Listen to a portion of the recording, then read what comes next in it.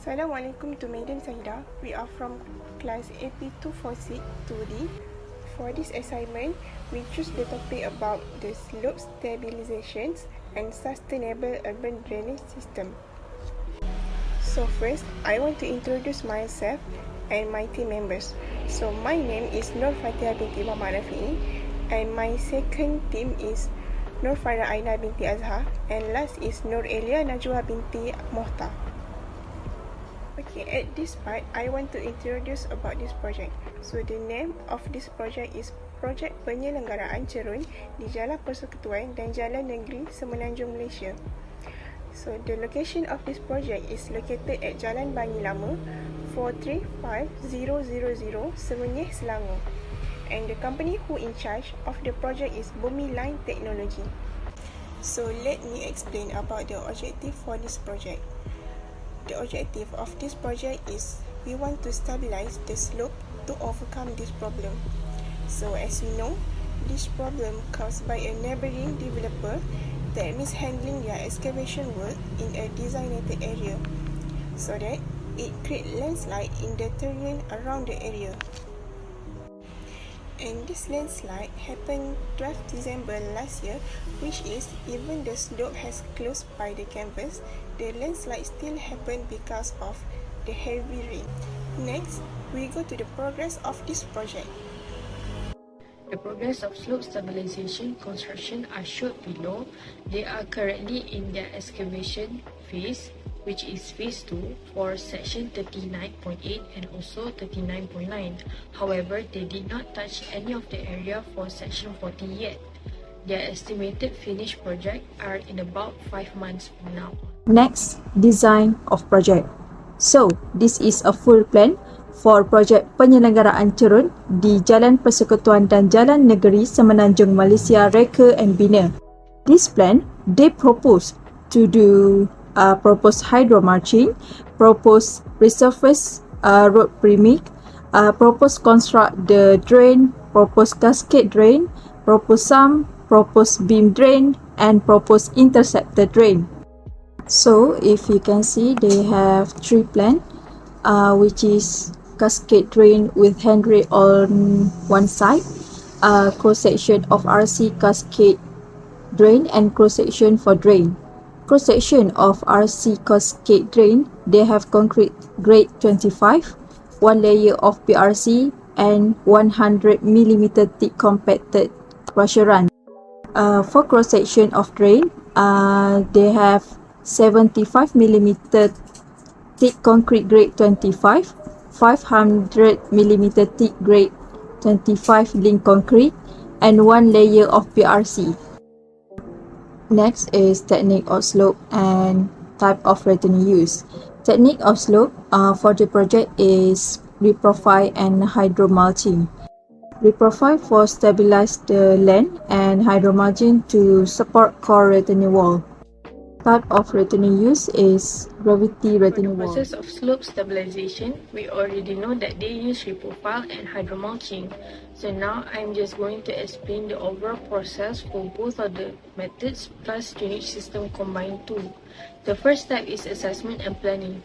The contractors need to determine the soil stability and conditions. For instance, in this area, the slope failure occurred because of the creep, which is meant by a slow downslope movement of particles that occurs on every slope covered with loose weathered materials. So they need to plan out the method that are fit with the environment.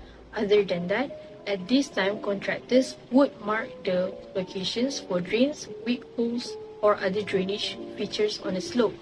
Secondly, site clearance and excavation.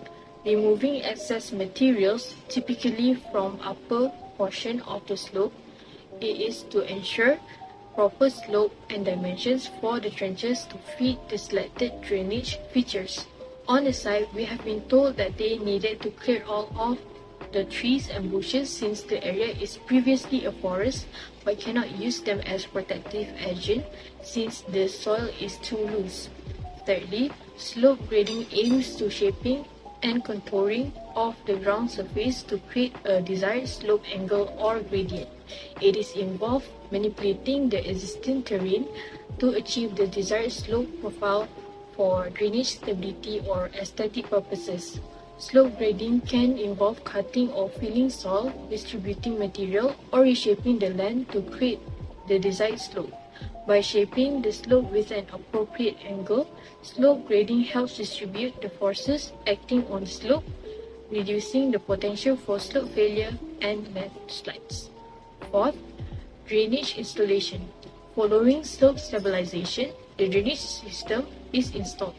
This includes the implementation of subsurface drains, perforated pipes, or other drainage structures to manage water runoff and prevent excessive water accumulation on the slope. Proper drainage is essential for maintaining slope stability. Fifth, material placement. It is when excavated material, known as the fill material, is transported and placed in the lower areas of the slope. The last step, which is the sixth step, is vegetation and erosion control. By planting vegetation on slopes can help stabilize the slope by reducing erosion and enhancing slope cohesion. Grasses, ground covers, shrubs, and trees with deep root systems are commonly used for the slope stabilization. The roots help bind the soil, increase its shear strength, and also provide resistance against erosions. For this site, they decided to plant grass and shrubs at the top of the slope area as bioengineering structure. Now, I'm going to discuss about the challenges faced by the contractors when building the slope. The first challenge is sudden change of materials and plans during construction. Based from the project manager himself, he said that due to unforeseeable circumstances, the state of the soil could not hold their previously planned out drainage plan because of the soil granular consistency. The other problem arises because of the limitations of the area. The site is quite narrow for any kind of system to be installed. Secondly, the problem with discarding materials process.